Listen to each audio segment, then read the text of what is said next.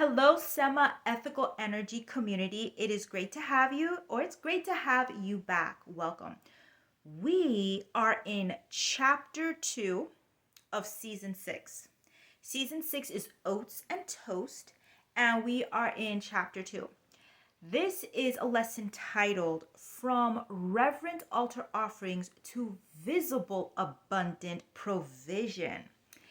And this is a very exciting account of the oats and toast, or the grain intersection into business, academics, industry, and personal life.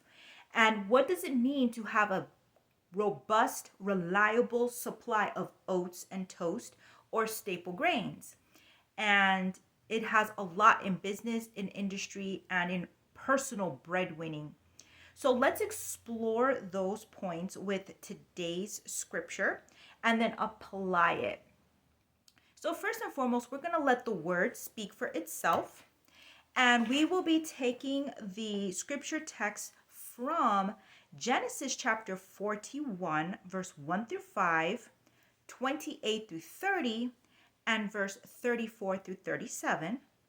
Deuteronomy chapter 8, verse 3, 7 through 14, and Psalms chapter 104, verse 15.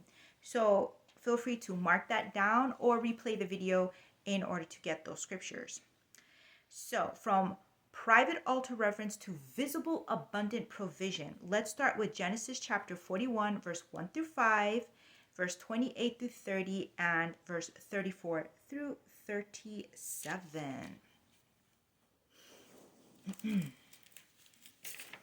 And it came to pass that at the end of 2 years, that Pharaoh dreamed, and behold, he stood by the river. And behold, there came out of the river 7 well-favored kine and fat-fleshed, and they fed in a meadow. Kine is cows, and fat flesh means they were well fed. They had their full nutrition. And behold, 7 other kine or cows came up after them out of the river, ill-favored and lean-fleshed, and they stood by the other kine upon the brink of the river. So the next set of cows were lean, meager, malnourished, really, really bad. And the ill-favored and lean-fleshed kine did eat up the 7 well-favored and fat kine. So Pharaoh awoke. And he slept and dreamt a second time, and behold, 7 ears of corn came up, one stalk rank and good. And behold, 7 thin ears blasted with the east wind sprung up after them. And the 7 thin ears devoured the 7 rank and full ears. So now we're going to verse 28.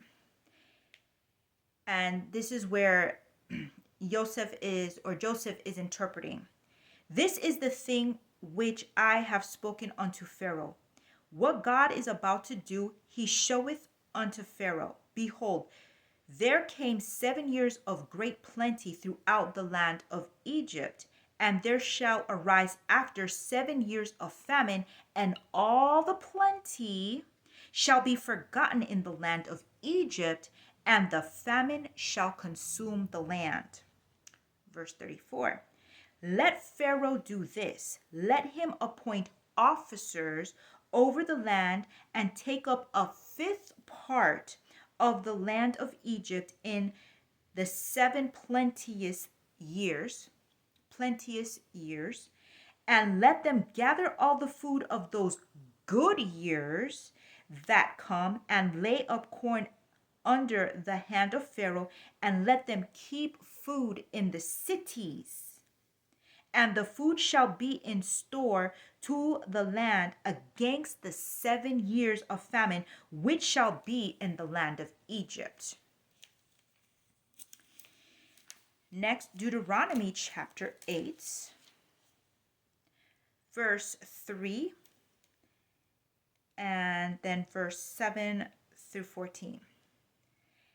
And he humbled thee and suffered thee to hunger and fed thee with manna, which thou knowest not, neither did thy fathers know it, that he might make thee know that man doth not live by bread alone, but by every word that proceedeth out of the mouth of the Lord doth man live. Verse 7. For the Lord thy God bringeth thee into a good land, a land of brooks of water, of fountains and depths that spring out of the valleys and the hills, a land of wheat and barley, and vines and fig trees, and pomegranates, a land of oil, of the olive and honey, a land wherein thou shalt eat bread without scarceness. Thou shalt not lack anything in it. A land whose stones are iron, and out of whose hills ye may dig brass. And we'll go to verse 14. Verse 14. Then thy heart.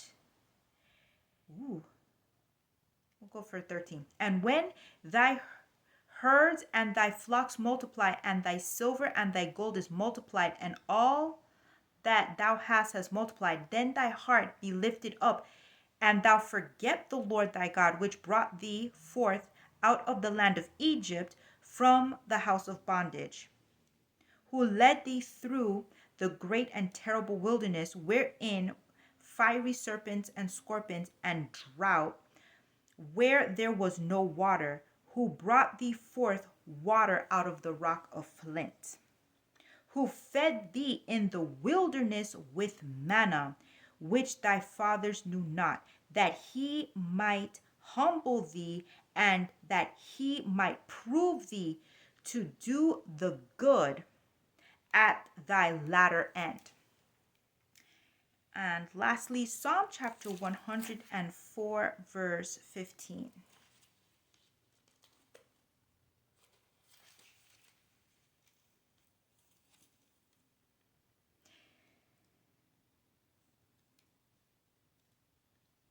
And wine that maketh glad the heart of man, and oil to make his face shine, and bread which strengthen a man's heart. So these are our oats, toast, and grain focused scripture for tonight or today, depending on your time zone. So let's go into the background very, very reverently, briskly, and with some consideration. Number one, in terms of the background, many people think that crops and the robust success of crops is based off of natural weather. That's what comes top of mind. Did the rain fall? Is the soil quality good? Did we have enough synthetic fertilizer? Did we have enough compost or what have you? These natural factors.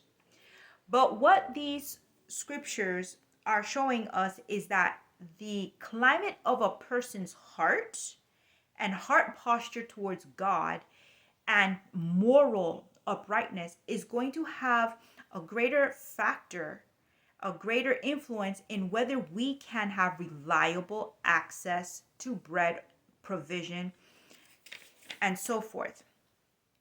What having a spiritual awareness provides and having business insight provides is seeing the change in the invisible. The signs and the times are changing, and then positioning ourselves to be in a place of provision. Now, we cannot rely on just what's visible, because the climate might actually be very bad, but it's possible to be fed. And the climate might be really good and the crops could be robust, but yet there still seems to be hunger. So how do we square up and resolve these discrepancies? So it's really important to understand that natural bread does not feed the spirit. Spiritual bread feeds both the spirit and the natural body. So let's go into how are we going to explain that. First and foremost, point number one is that having a good, strong moral guidance, and in this case, Joseph in ancient Egypt had a connection with God that was important to the point where it gave him keen business insight and interpretations. So that was a gift where he could interpret the signs and the times of the era and then what to do next at an administrative level, because Joseph was number two. He was second to Pharaoh. So basically, like if you're vice prime minister or you're vice president, I mean, functionally, that's where he was. And so he's operating in governmental administration, and he is number two only to Pharaoh. So that connection led to wise administrative decision making. And that changed the course of history. So that connection, the heart climate and the heart awareness toward God and what was the moral interpretation to the situation at hand. Number two is the group. What is going on with the group? Is the group fostering a climate of reverence, of being studious, of not just looking at things at face value and operating with maturity and maturing through the seasons, or going backwards? So what kind of posture do we have spiritually? What is our basic ability to interpret the things that are not evident at the surface? And then in part two is, how is the climate of the groups that we are around, the leaderships, the peers that we surround ourselves with? Because that will determine if we have access to provision or if we're suffering. Number three is that the altar bread, or the spiritual bread, and the spirit of leadership, that feeds the spirit first. And then natural bread, the grain crops, the oat crops, the barley, the corn, that feeds the personal physiological body. And to be at a place of satisfaction, we start off with the internal decision making. The leadership choices will determine how well we are morally and how well we are off physically. And that will determine whether our heart is glad. So let's go into some details. Number one is that Joseph, if Egypt was going to rely on the natural climate to eat for those 7 years of famine, we probably would have lost like 2/3 or 3/4 of the human race, because that part of the world, the famine had spread that far and that wide. So it's really important to be not just looking at the data and the numbers, but getting some form of connection into the spirit as to what type of events, challenges, and or chances and opportunities will be coming up in the future, like Joseph did. Because it is very important as leadership and in administration to have those skill sets. In Deuteronomy chapter 3 and 17, we're looking at the heart posture and the heart's climate towards God, and the business making and the open doors of provision, but how they could close again. So in Deuteronomy chapter 8 and 17, there was two ways that the heart posture towards God had changed. And it actually led to scarcity, or could lead to scarcity, even if there was provision.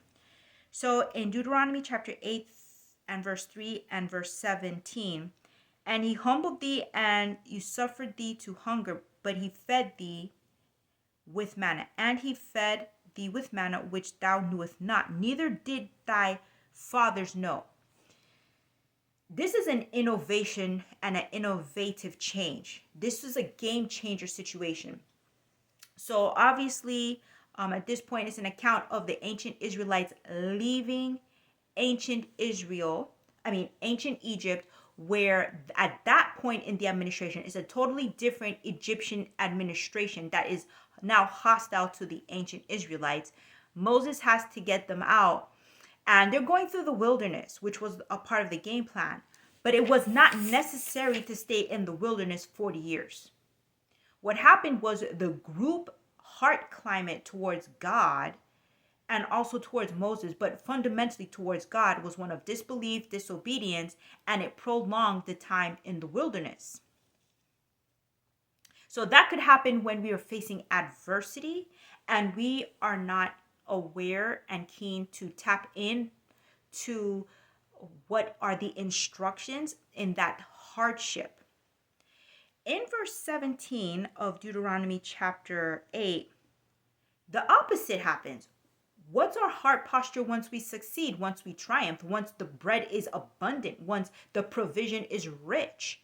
That too can be a challenge, because then we'll say, well, if we've got it so abundantly, it must have been us. And then we don't have a heart posture of reverently seeking God or doing our moral or our spiritual exercises to keep ourselves sensitive and sensitized to watching and being aware as to what's going on around us. We just think it's automatic that we would succeed. We think it's automatic we would have provision. That was not the case in ancient Egypt when the dreams of Pharaoh were nightmares and he just knew something bad was going to happen, but he could not interpret his dreams. It was not automatic that Pharaoh was going to have consistent, robust crops to feed his nation. And Egypt was actually a breadbasket to the rest of the world. So many other nations were relying on ancient Egypt. So it's really keen that when bread is great, or when grains and the oats and the totes are piling high to the sky, we cannot assume that that's automatic. But the heart can easily slip into a place of taking things for granted. Nonetheless, in Psalm chapter 104 and verse 15, bread to strengthen a man's heart. First and foremost, when we offer altar bread, it is to strengthen the spirit and the honorable motives behind why we offer altar bread or why we engage in the spiritual practice. And to obviously be breadwinners. We want our bread to be blessed. We want our income to be blessed. And that is an honorable and worthy endeavor. However, we can't do everything to just get money and bread. We have to operate in an ethical way in where our bread actually is nourishing to the community. So with that being stated, not only is it about our profit, are our businesses providing a living wage so more people can be true breadwinners in a hard economy? If we are operating with tight margins, or we have pressures to increase profits but not let them spread to the working class, to our employees, and disperse it fairly, is that operating in the spirit of what Joseph was, to make sure that there was provision for everyone, and so there was a portion that was stockpiled before the famine? Next is paying the living wage and other benefits, childcare and retirement, PTO. These are hallmarks of a very stable breadwinner. Where have these benefits gone, and do they automatically compromise the profits and the survival of the business to offer them to employees? Well, according to a Yosef mindset, and if we are building our businesses in a way that is robust and sound with keen insights, these are standard. These are standard provisions, and we want businesses that are going to pay that living wage and provide that those types of extremely important benefits. And lastly, let's starve hunger itself. Let's be the type of businesses where hunger cannot be in our communities. So thank you. If you enjoyed this content, please feel free to like, share, and subscribe, and check out our additional resources provided in the description. Take care and hope you have blessings with oats and toast.